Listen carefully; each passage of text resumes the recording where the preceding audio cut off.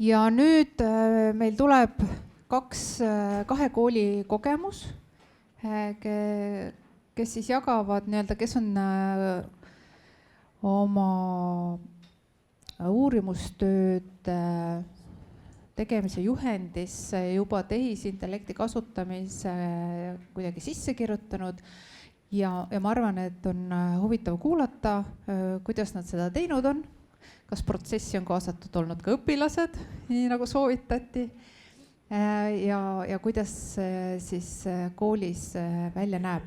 Nii et me alustame Tabasalu gümnaasiumiga. Liis Raudvere, õppejuht. Aga palun. Tere, on mind kuulda. Esiteks mul on väga suur au ja aukartus siin teie ees olla. Et ma arvan, et siin saalis on koos väga palju kogemust ja sellise eelhoiatusena ma ütlen, et mina ei ütle kindlasti, kuidas asjad peavad olema ja kindlasti ei ütle, et meil on kõik asjad super hästi.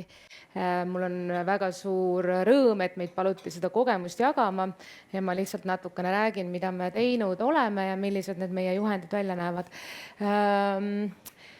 Kindlasti tegelikult ei peaks siin üldse mina seisma, sellepärast et enamus sellest aust kuulub, mina olen siis Liis Raudvere ja Tabasalu gümnaasiumi õppejuht.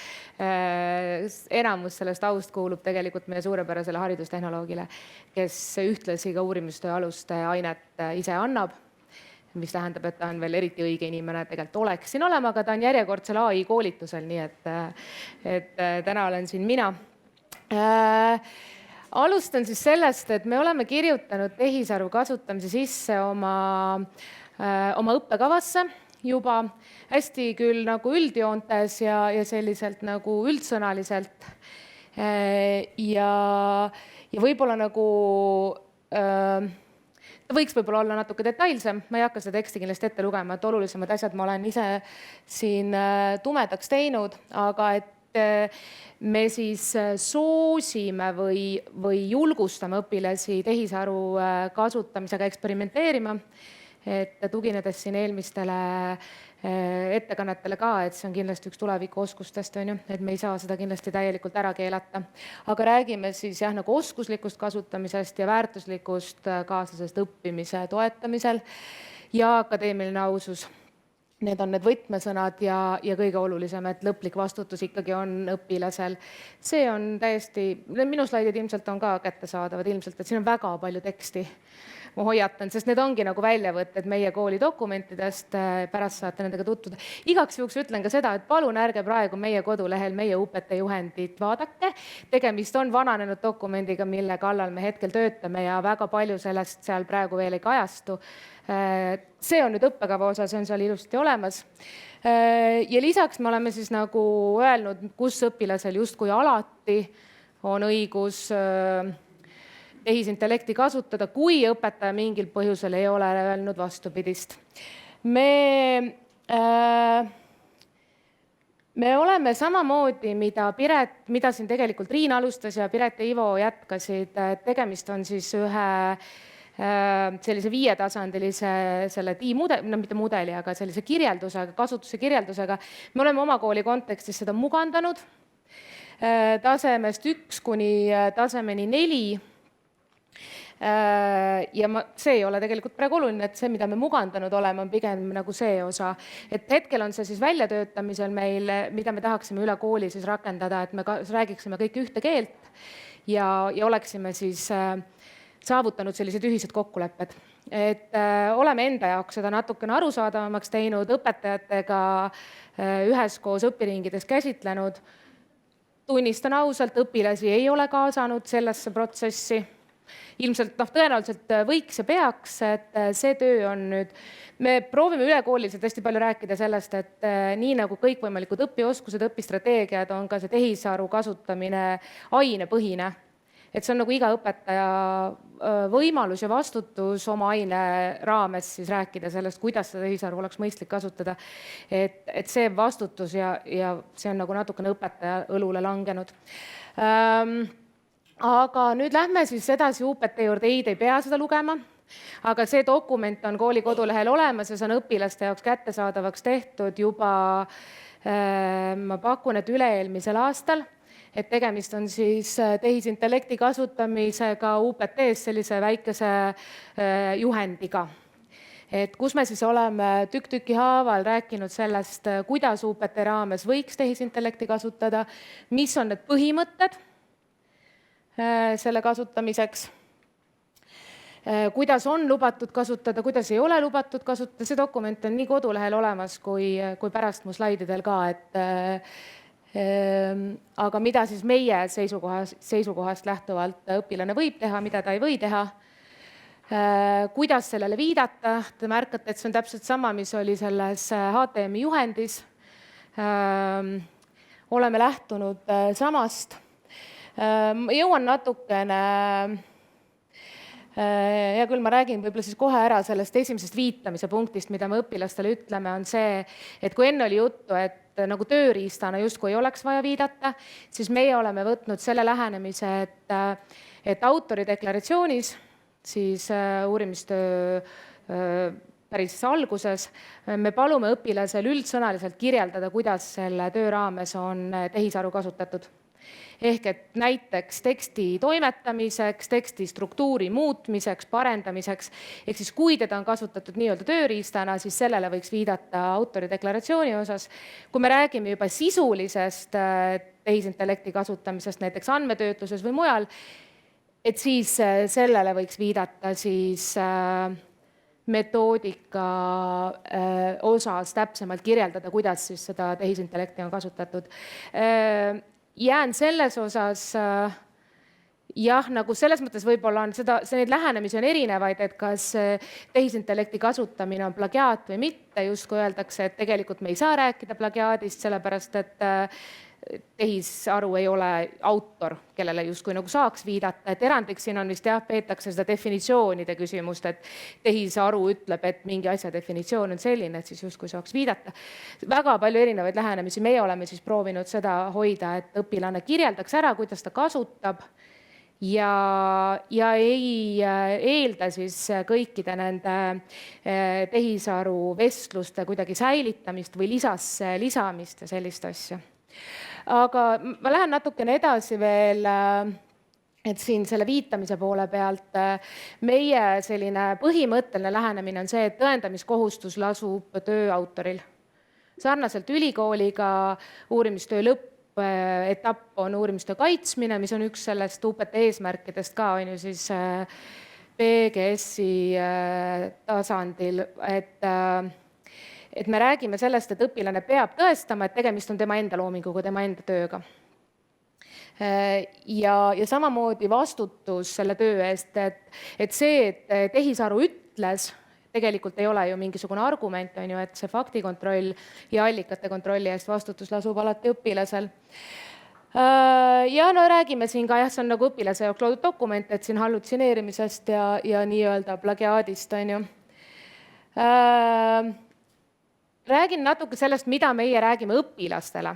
Et uurimistöö aluste aine raames käsitleme päris põhjalikult seda tehisintellekti ja tehisaru kasutamist ja õpilastele me siis nii-öelda soovitame tehisaru mingites etappides kasutada. Et siin on mõned näited sellest, mida me nii-öelda soovitame või mida me lubame teha. Siin on näiteks toodud üks, et loomulikult õpilastele kõige sellisem käepärasem ja harjumuspärasem on chat, GPT, mida nad kasutavad. Tegelikult on maailmas väga palju erinevaid tehisintellekti võimalusi, on ju. Näiteks üks väga kasulik asi, mida õpilastele soovitada, on seesama Copy AI-l on Free Outline Generator, mis põhimõtteliselt paned oma teema sisse, ta lööb sulle kogu selle uurimistöö struktuuri nagu alapeatükkidena. Ta ei tee sulle tööd valmis, aga ta ütleb sulle, millistel teemadel sa võiksid justkui nagu kirjutada, millest võiks koosneda sinu tööteooria osa ja on selline nagu hea, nagu abiline või kaasteeline, et ta ei tee seda tööd ära. Mõnes mõttes loomulikult ta mingi mõttetöö teeb ära, aga päris tihti õpilased on nagu selles osas just nagu kinni, et aga millest ma seal kirjutan, et tal on nagu, suudab selle töö niimoodi lahti võtta. Räägime see on nüüd pikalt ei peatu, aga see on üks näide sellest siin all tegelikult, ma olen natuke lühemaks teinud õpilastega, me teeme selle läbi, näited on siit alt ära võetud, kuidas neid viipasid kirjutada, aga nagu enne seal juttu oli, Pärnu Koidula vist ütles, et probleemiks on see teema valimine ja ka teema sõnastamine, et siis see on üks koht, kus kindlasti sellest tehisarust abi on, et ta aitab seda teemat fokusseerida, kitsendada ja siis uurimisprobleemide ja uurimisküsimuste sõnastamisel ka nagu abiks olla. Et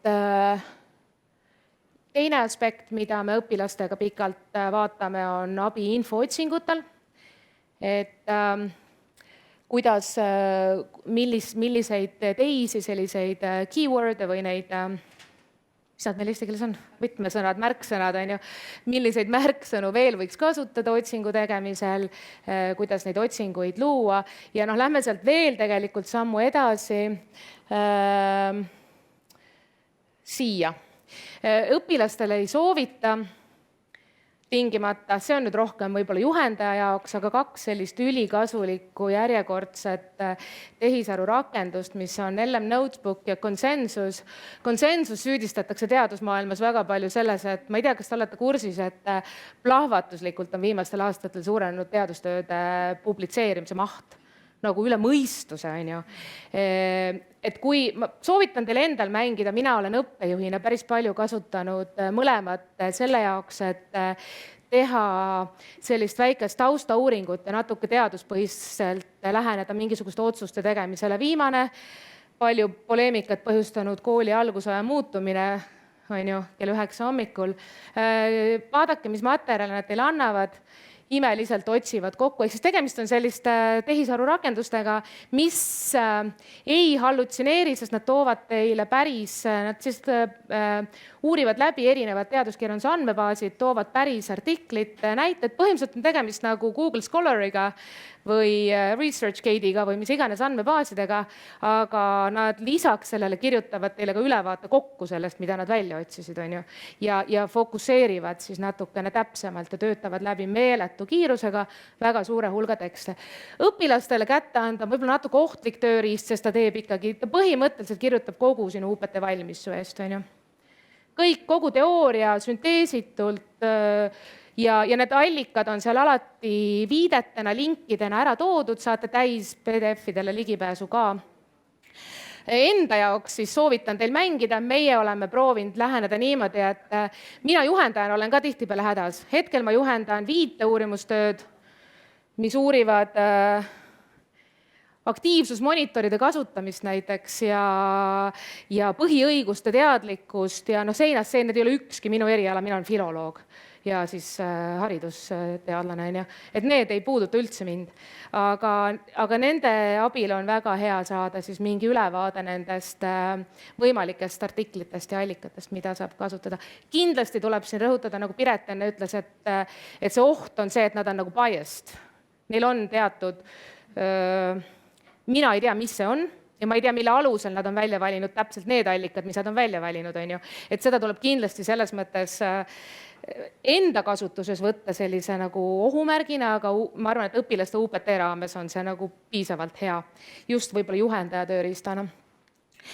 Ja siis, nagu ma ütlesin, et see viitamine, see on nüüd see, mida me see on nüüd nagu nii-öelda seesama info, mida me õpilastele veel nagu uurimistöö aine raames siis jagame või mida me proovime nagu selgitada. Et jah, see metoodika peatükis see selgitame, me palume lisaks õpilastel tegelikult hoida, see on natukene selline jah, päriselt liiga hästi ei tööta, aga me oleme palunud õpilastel, kui nad kasutavad sisseloogituna erinevaid tehisaru vahendeid, hoida alles oma vestlused või ühesõnaga nii-öelda logida sisse ja hoida vestlused alles seoses selle sama tõendamiskohustusega, et kui meil on kahtlusi, siis justkui õpilane võiks on ju öelda, et aga näed, et siin on kogu mu vestlus, me saame täiskasvanud inimestena väga hästi aru, et mitte midagi ei takista tal omamast 4 erinevat kontot on ju ja kõike seda kuidagi teisel viisil lahendamast. Aga nii. Ja siis, mida me üldiselt ütleme, on ju, et tuleb olla ettevaatlik, kontrollida ja allikakriitilisus, tõendamiskohustus, vastutus. Need on need põhiasjad, mida me õpilastele jagame. Ja viimaseks ma toon välja siis need probleemid, millega me ilmselt kõik nagu mõnes mõttes silmitsi oleme. Me ei ole lahendanud ära ühtegi mingit, me ei ole neid probleeme kuidagi ära lahendanud. Meil jäi 2 aastat tagasi võtsime vahele esimese täielikult tehisaru poolt koostatud UPT, mis oli tehtud niimoodi, et oli lastud kirjutada 15-leheküljeline uurimistöö ja siis inglise keeles, siis oli pandud see Google Translate'i tõlgitud eesti keelde ja siis õpilane jäi, ta pääses sellega kuni lõppkaitsmiseni. Ja siis jäi vahetult enne seda jäi nagu vahele, et tekkis kahtlus, sellepärast et ta rääkis seal asjadest, mida ta justkui päris täpselt veel ei tohiks nagu teada. Et kõikvõimalikud statistikaterminid, mis seal olid kasutusel ja valim oli 500, valim koosnes 500 noorest siis ja et selline eestlaslikult, et kui midagi tundub liiga hea, et tõsi olla, siis ta tõenäoliselt on. Et see on nagu esimene selline asi. Aga sellega seoses tegelikult on see, et ma jooksin natuke endast ette, aga see teine punkt, et meil tegelikult puudub, mida enne nagu Piret ja Ivo ka rõhutasid, meil puudub reaalne võimalus kontrollida. Meil on kahtlus, meil on kõhutunne, midagi on nagu valesti, aga me tegelikult ei saa öelda, et see ei ole sinu kirjutatud. Me ei saa nagu täie kindlusega seda väita ja see tekitab päris palju probleeme. Ja siin on seesama, et siis meie tavaline praktika on see, et meil on siis väike ümarlaud ja siis me vestleme õpilasega ja ütleme, et palun kirjelda seda protsessi, kus sa leidsid need allikad, mis otsingusõnaga sa neid otsisid, kuidas sa nad said, mis sa edasi tegid ja siis, et see piir on nagu, see piir on seal nagu väga hägune seal vahel, et kus see on lubatud kasutamine ja kus ei ole. Et enne oli juttu siin sellest, et kas teksti sellisel kujul võib kasutada, meie oleme selle sellisel kujul rangelt ära keelanud. Ehk siis sünteesida allikaid ja esitada seda teksti justkui oma teksti ei ole lubatud, sest teadusteksti koostamine on üks UPT eesmärkidest. Gümnaasiumi tasemel meie seda eeldame. Enamasti see sünteesioskus, seda neil ei ole 11. klassiks, on ju. Ta on ikkagi selline lõik ja viide. Esimene vihje ongi tehisintellekti kasutamisele see, kui sul on ühes lauses rohkem kui üks viide. Kui inimene suudab teksti sünteesida niimoodi, et tal on ühe lause peale, ta on ühes lauses viidanud 2 erinevale autorile, siis enamasti on seal kas väga hea juhendaja või väga hea muu kõrvaline, ühesõnaga mingi kõrvaline abi. Nüüd on lihtsalt küsimus, me oleme võtnud vahele ka ühe uurimustöö, mille on kirjutanud ema. Et selles mõttes, et ma ei tea, gümnaasiumis seda väga palju ei tule ette, enamus vanemaid ilmselt ei viitsi nii palju süveneda teadustöö kirjutamisse, et nad päriselt sellega toime tuleksid. Aga et seal ei ole tegelikult vahet, kas me räägime tehisarust või me räägime lapsevanemast, et me räägime kõrvalise abi lubamatust kasutusest. Aga kui ma tulen siia algusesse tagasi, siis üks probleem kindlasti, millega meie silmitsi seisame ja ma usun, et väga paljud meist on see õpetajate ebaühtlane teadlikkus. Õpetajate teadlikkus nii selles osas, et kas nad oskavad õpilast suunata, kas nad oskavad õpilast juhendada, kas nad oskavad õpilast, vabandan väljasest, vahele võtta, kas nad märkavad. Ja see ei puuduta mitte ainult tegelikult tehisaru, vaid ma usun, et ma loodan või kardan, et me ei ole ainukesed, kellel on üleüldiselt juhendamise osas see probleem, et õpetajate ja juhendajate väga erinev teadlikkus üldse teadustöö koostamisest, et see on kindlasti probleemiks. Meie selle kallal töötame, meil on siin ütleme mitte päris iga kuu, aga üle kuu on sellised juhendajate seminarid, kus me nagu võtame üksipulgi erinevaid töid läbi ja tegeleme sellega, et nagu ühtlustada seda õpetajate teadlikkust ja teadmisi. Ja samamoodi on meil siis tehisaru õpiringid ka, kus me sellest tehisaru kasutamisest rohkem räägime. See on hästi suur probleem meie jaoks. Kontrollimisvõimalusest ma rääkisin. Paratamatult tänapäeva maailmas see teksti loomise mõttekus tekitab nagu küsimusi, et kas see üldse on enam nagu päris oskused, me teame, kui palju teksti genereerib meile AI, et kus need nagu piirid lähevad, et mis üldse, või nagu üldse võtame laiemalt, et mis üldse on nagu mõistlik, et millised nagu delegeerida ära ja millised mitte, et see selline võib-olla pidev selline võib-olla sisemine vastuolu nii enda sees kui siis ka nagu õpilastega rääkides, on ju. Et see tekitab kindlasti nagu küsimusi. Ehk siis mida me üldse õpetame, mida me õpilastelt eeldame ja mida me hindame. Et meie näiteks mainisin, et me kirjutame praegu ümber oma UPT juhendit päris põhjalikult ja sellega seoses oleme ära muutnud juba maatriksid ja näiteks võtnud sealt, me ei ole veel lõplikult ära otsustanud, mida me teeme, meil oli varasemalt seal see eesti keele komponent ka, et kas õpilane on kasutanud korrektset keelt. Aga nüüd, kui te vaatate tagasi, siis mõni slaid enne ma näitasin seda, et me lubame oma juhendis kasutada AI-d keele korrigeerimiseks, on ju. Et see tekitab siis nüüd selle küsimuse, et mida me siis nüüd hindame. Et grammatikavigade keelekasutuse korrigeerimiseks me lubame AI-d kasutada, siis justkui ei ole enam mõistlik seda hinnata. Et kas me siis nüüd hakkame karistama, enne oli juttu nendest põhimõttelistest vastastest, et kas me siis nüüd justkui nagu karistame inimesi, kes ei soovi või ei taha või kellel ei ole ligipääsu siis AI-le, on ju. Et see on natuke sellised nagu võib-olla filosoofilisemad küsimused. Ja teiseks võib-olla ka see, et kui me justkui laseme kogu selle ideede genereerimise ja kõige selle osas nagu AI-l nii tugevalt meid aidata, et kuhu siis jääb see õpilase loomõtlemine ja loomingulisus, on ju, või see pingutus, et kui me justkui iga kord ütleme, et sellega tal on raske, et las AI aitab, et nii tore, et ma põhjustasin elevust millegiga, ma ei tea, millega täpselt, aga jah. See mõte, et ega tegelikult ei ole ju keeleline abi olnud enne ka välistatud. Ükskõik, kes tegi, võidi lausa keeletoimetuse tellida, aga töö autoril on vastutus, et lõpptulemus oleks korras. Et mingis mõttes ei olegi muutunud ju. Jaa, aga ma ikkagi võtan endale õigus öelda, et neid inimesi, kes toimetajal lasid oma töö üle vaadata, see arv on tõenäoliselt marginaalne. Isegi need, kes lapse vanemal lasid üle vaadata, on ju, eks meil juhendajadki osad seal tõmbasid jooni alla ja loomulikult, et Ivo enne mainis ka neid tekstiredaktor või nagu neid spell check'e ja asju, on ju, et me ikkagi, kes vähegi on kasutanud tehisaru selle jaoks, see kvalitatiivne muutus on ikkagi nagu totaalselt erinev, on ju, et me ei saa rääkida sellest, et ta kirjutab sul mataliitled nagu parandab ühe tee peale, on ju, versus see, et ta kirjutab ikkagi kogu teksti nagu stiililiselt ja ka grammatiliselt korrektselt ümber, et minu meelest seal on nagu selline kvalitatiivne muutus küll olnud.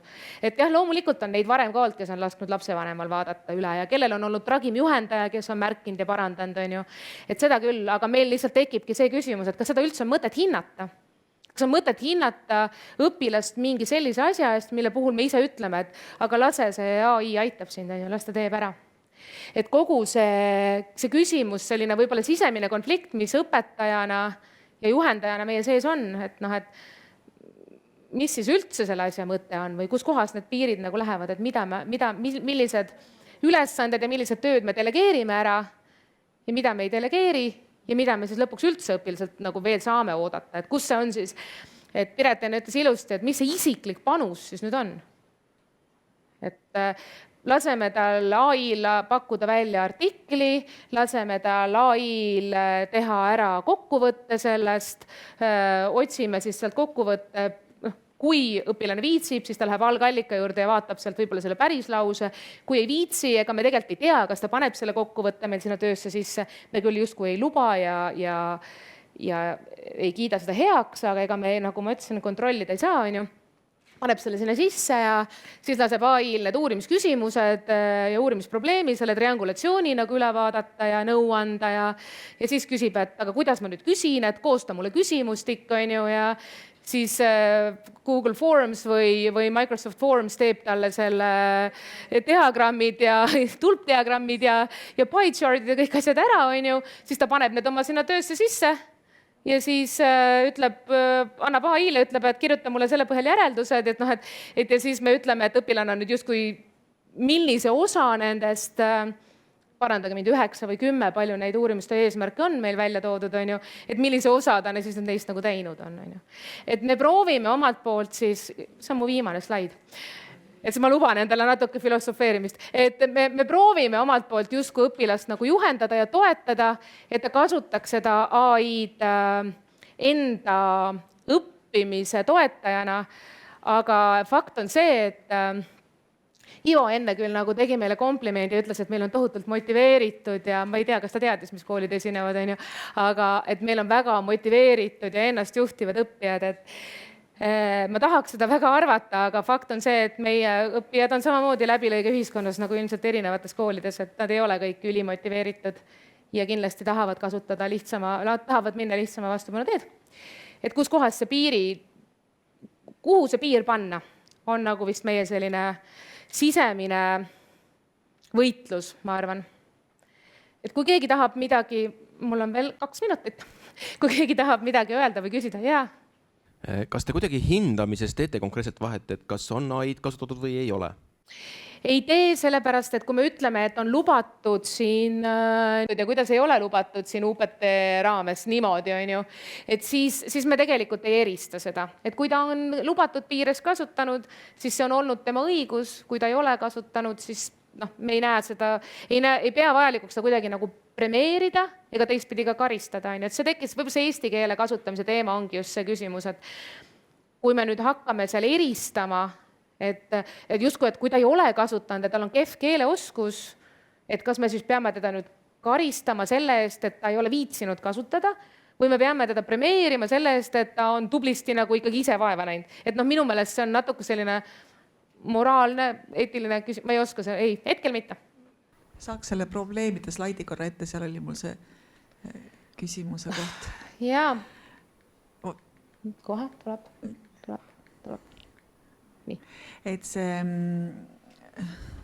akadeemilise eesti keele oskuse juures, et kui ja kas teil on lõimitud näiteks eesti keele õpetajatega see eesti keele kursusesse see, et ta oskaks akadeemilist teksti luua?